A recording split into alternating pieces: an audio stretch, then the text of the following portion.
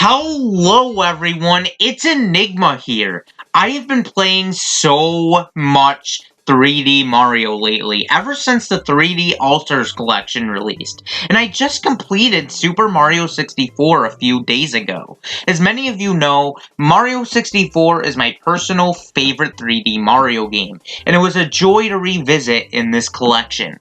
However, I thought that since I completed this game, I thought it would be perfect to rank from worst to best my favorite courses in this game. Mario 64 has 15 main courses, and all of them are unique in some sort of way. I'll not be including any of the Castle's Secret Stars or Bowser levels in this list, since they don't really count as main courses or worlds. This also was a very tricky list to put together, as all of these courses hold a special place in my heart. This is just based on personal enjoyment and creativity of these courses.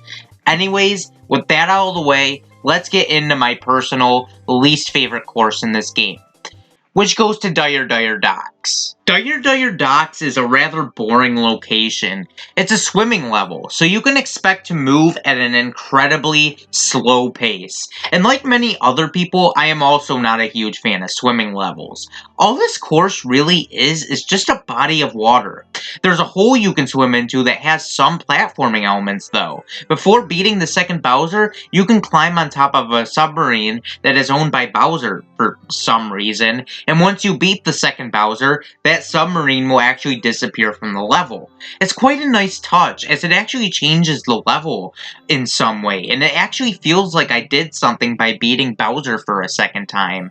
But it's still something that doesn't save this level, as once its submarine disappears, we're greeted with some of the most boring platforming sections in the game, with the poles. Poles appear after beating Bowser for a second time, and it is an incredibly boring mechanic as they go at an incredibly slow pace, and we have to use these poles to obtain all the red coins. All in all, this level is just a very boring course, and there's nothing really special about it. Thus is why this is my least favorite course in the game. Hey, at least we get the calming Jolly Roger Bay music, though. Anyways, let's go to the number 14th spot, and at the number 14th spot, I have Rainbow Ride. This is the final course in the game, and as a final course, this level was very underwhelming. Like with Dire Dire Docks, this is just a very boring location. The main gimmick of this place are the magic carpets, and they do what you expect. Once you hop on one, you'll go for a ride in a certain direction. This, in my opinion, is the most frustrating mechanic in the game, as if you so much as get hit by anything, you're gonna fall for quite some time.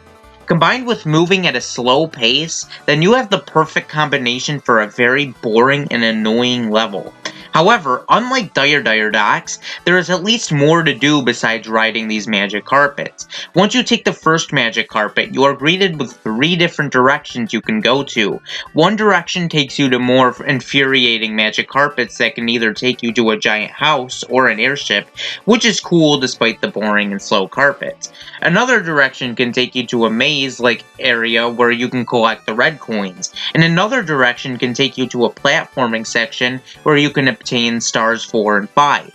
All in all, this level was just a bunch of clouds and carpets. That's it. And all this together, combined with being a very linear course, makes this my second least favorite level in the game. Anyways, let's move on to the number 13th spot. And at the number 13th spot, I have Jolly Roger Bay.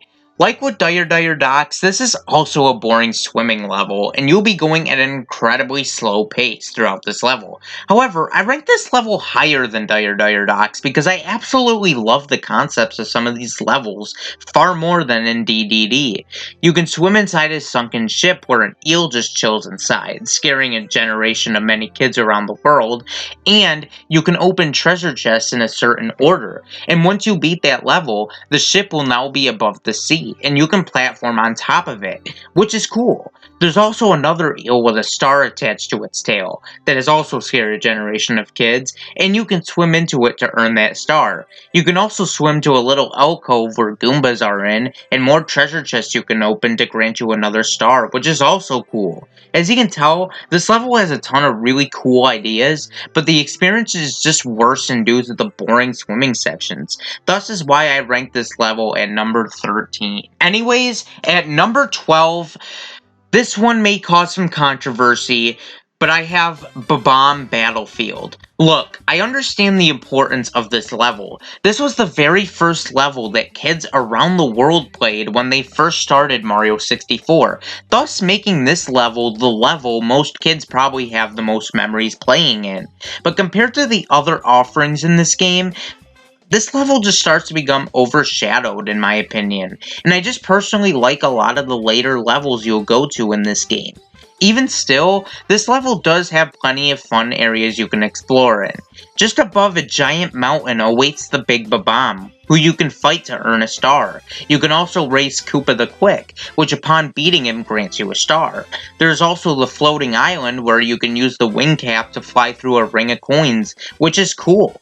The reason why this level is ranked so low is because since this is the very first level in the game, this is a level that plays it very safe, and it doesn't go that far out with Mario's true potential as I feel it should. Combined with this level's relatively easy difficulty makes this one less enjoyable on repeat playthroughs. I always have respect towards this level, and I always consider this level to be one of the most important levels in video game history, but I just can't rank this one higher than this when other levels just do so much more than this one does. Thus is why I rank this one at number 12. Anyways, at the 11th spot on this list, I have Whomp's Fortress. This level was so close to making the top 10, but it just barely falls short. This level is ranked low because like with Babam Battlefield, I also feel this level plays it very safe, what with being the second level and all. Even still, this level has plenty of cool ideas, and this level also has the boss fight against the Whomp King, which is cool. Once you beat the Whomp King, you are now able to climb to the very top of the fortress, where a star will await you. This level also makes good use out of the cannons, which blasting in certain directions can take you to a star, and we can't forget the heavily underutilized owl. All in all, there's not much to say about this level that I haven't said already. I love the concepts this one has to offer, but this level still plays it just a little bit safe in terms of pure creativity. Thus is why I rank this just below the top 10. Now let's move on to the official top 10, and at the number 10th spot, I have Shifting Sandland. Now, I'm gonna be honest, I'm not the biggest fan of desert levels in video games. I'm not sure why, but desert levels always ended up being levels I never found particularly interesting. However, somehow, Shifting Sandland managed to be a desert level that was actually very enjoyable to me. I feel like the outside of this location is the boring part, as all it really is are just 4 pillars you can stand on to break the top of the pyramid, a bird that will take your hat, and a maze with tox boxes that are ready to crush you. It's inside of the pyramid where this level is really interesting. There's a boss fight where you can fight these giant rock hands with eyes on them, which is very cool. You can also platform up to the very top where you can earn a star. And there's a really cool section where you can stand on moving sand, and when you're pushed off, you can fall into some quicksand, which is a neat touch. All in all, this level has plenty of unique ideas, and altogether, this had to make me put it in the top 10 for sure. Anyways, let's move on to the number 9th spot, and at the number 9th spot, I have Snowman's Land. This level is very underrated in my opinion. I've always been a fan of winter-themed levels, and even though a certain other winter-themed level is higher than this one, I still love this level a lot. This level always reminds me a lot of Freezeezy Peak from Banjo-Kazooie, where you can climb all the way to the top of a giant snowman, but you may need the help from a giant penguin, as the snowman will try to blow you off of him, and will even make you lose your hat. There's also sections with water in it, and if you swim in it, you can lose health over time because of the cold water. I was never a huge fan of water physics like this, where you're forced to stay out of it, but that is just a minor annoyance. What is really cool about this level, however, is that you can crawl inside a tiny igloo. What may look like a tiny igloo at first glance is actually one massive area, where blocks of ice surround the area, and you need to use the vanish cap to go through it to get a star on top of a block of ice, and to get the 100 coin star. This level is just a nice winter level, and I always have tons of fun replaying this level, and thus is why I had to rank this one at number 9. Anyways, at the 8th spot on this list, I have Wet Dry World. This level is actually very interesting, as the main gimmick of this level is that you can adjust the water levels by swimming through these colorful crystals, or by jumping into the painting at a certain height.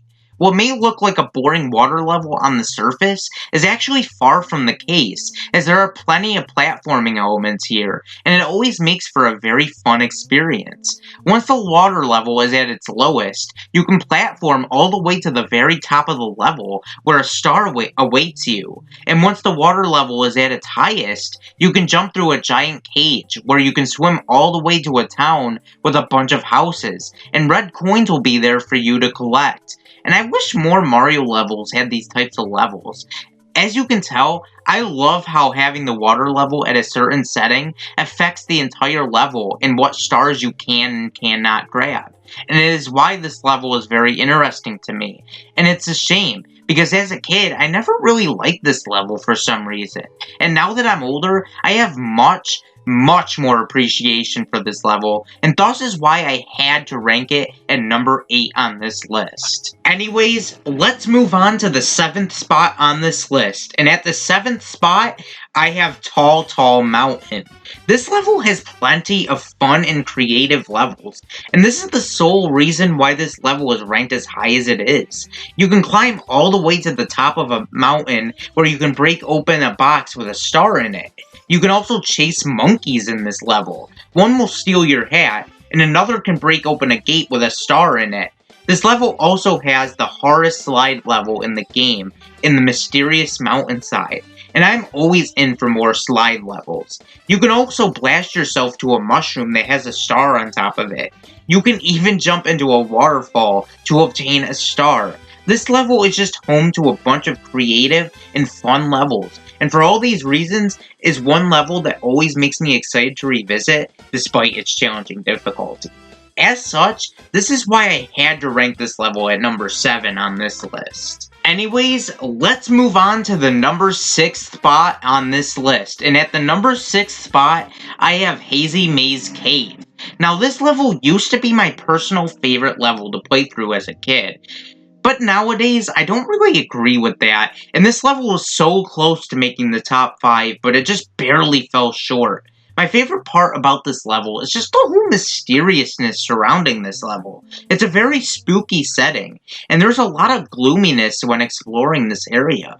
This level is basically just one big maze, and sometimes it can actually be pretty hard to find where you're supposed to go. There's a section filled with toxic waste, and you can use my personal favorite power-up in this game, the metal cap, which you need to use in order to traverse this toxic waste, or else you'll take damage. There is also a swimming section where you can ride on this giant sea creature named Dory, and you can use it to take you to a star. You also unlock the metal cap in this course, so that's pretty cool as well. The only reason this level isn't higher is because of the absolutely annoying elevator section, as it moves at a very slow pace. But everything else about this level is really cool just for the atmosphere alone, and thus is why it takes a 6th spot on this list. Anyways, at the number 5th spot on this list, I have Tick-Tock Clock. This level is easily one of the most interesting Mario levels in general, as you are in one big giant clock, and you can platform on tons of mechanisms. You can stand on a clock hand, and it can take you over to a star, which is absolutely cool. The really cool thing about this level, however, is that depending on what time you jump into the clock, the entire level will move at a certain pace. When entering at 3, the platforms will move slowly. When entering at 6, the platforms will move randomly. When entering at 9, the platforms will move quickly, and when entering at 12, the platforms will stop moving entirely. This nice touch makes this level one of the most mechanically interesting levels in the game. Even though this is one of the most frustrating courses in the game, I still have a great time going back to this one, and I absolutely love all the crazy ways you can get stars here. Tick-Tock Clock is just pure creativity at its finest, and this level was so cool that it even got a racetrack in Mario Kart DS. For all these reasons, this is why Tick-Tock Clock had to be number 5 on this list. Anyways, at number 4, I have Cool Mountain. Now this level is easily one of the best winter levels in my opinion. As soon as you enter this place, you can jump inside a little chimney and you are greeted with a slide, and you can even race a thick penguin for a star, which is incredibly fun. Another level involves you returning a lost baby penguin to its mother, and once you brutally murder the baby penguin, you are awarded with a star, which is always fun, right? You can also slide down a little slide, and you can direct a little snowball to another snowball with a face on it, and you can basically build a snowman. This level always manages to get me in the winter Christmas spirit, and even if it isn't winter, and it is always a fun time playing through this level, and thus is why this level had to be somewhere in the top 5. Besides, the music always fills me with so much joy. Anyways, let's move on to the 3rd spot on this list, and at the 3rd spot, I have Lethal Lava Land. This level is my personal favorite lava-themed level in any video game ever. First of all, you can ride on a Koopa shell and surf over lava, and how cool is that? There's also a lot of interesting stuff sprinkled throughout this level, like a random jigsaw piece that is here for some reason, and this is where you get the red coins. And when you get all the red coins, you also complete the jigsaw puzzle in the process, which is really cool. Another cool section is when you're on a huge log and you have to run on it to move to get a star. Or you could just long jump like I usually do, that works too. However, the best part about this entire level is the fact you can jump inside a volcano, and it's seriously the coolest thing. You can platform inside the volcano and get all the way to the top, which grants you a star, and you can even take an elevator that takes you to yet another star. All of this makes this one of my personal favorite levels in this game, and I absolutely had to rank this one somewhere in the top 3, because of the absolutely cool ideas this level has to offer. And I always have an absolutely fantastic time replaying this level every time.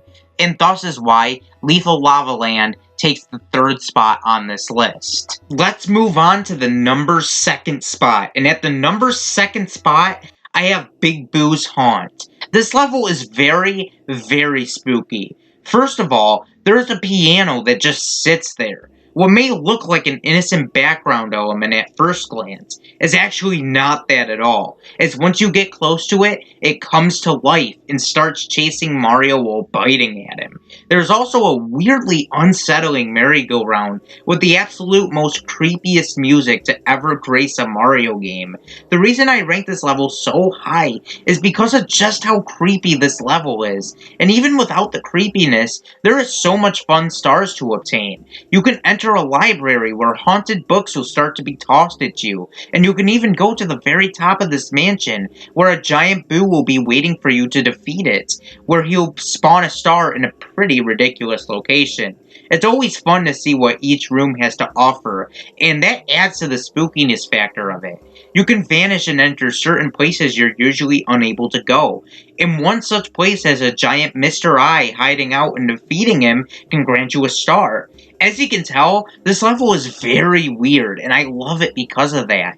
And this is why ghost levels are always some of my favorite levels in gaming, because this is where the true zaniness really shines. As such, I just had to rank this one at number 2. But there is only one level that I absolutely love more than any other level in this game. And with the process of elimination, you can probably guess which one is at number 1. The number 1 spot has to go to Tiny Huge Island. This level is nothing short of pure genius and creativity. The big mechanic of this level is as the name implies. This is an island that can be tiny or huge. There'll be two paintings when entering this world. The one on the left will take you to the tiny island, and the one on the right will take you to the huge island. Depending on what size island you're in, will greatly affect the entire landscape. When you're in the tiny island, all the enemies will be very tiny, and when a Goomba runs into you, you won't take damage, but instead you'll get just a little bit of knockback. When you're in the huge island, all the enemies will be gigantic, and defeating them will grant you with blue coins, and that is always a great thing. Not only that, but this level is also cool, because depending on what you do in the tiny island, can greatly affect what happens in the huge island and vice versa. For instance, going all the way to the very top of the tiny island and ground pounding on it will cause the water on the huge island to drain, allowing you to go inside a little hole and where you can fight a Wiggler, which is really cool. And there's a lot of creative levels in this level, like plucking all the piranha flowers and even a rematch with Koopa the Quick. You can even enter a huge cave where you can get all the red coins, which is really cool. Out of any level on this list, I am always excited to revisit this gem of a level, and it is easily the most enjoyable level for me to play through, and this is also the most creative level in my opinion. All of this combined makes this my #1 favorite level in this game. But yeah, this is my list of the top 15 courses in Super Mario 64. Feel free to tell me in the comments below what your opinions are, and how would you rank these courses from worst to best? I'd love to hear it. Anyways, this has been Enigma, and peace. See you next time.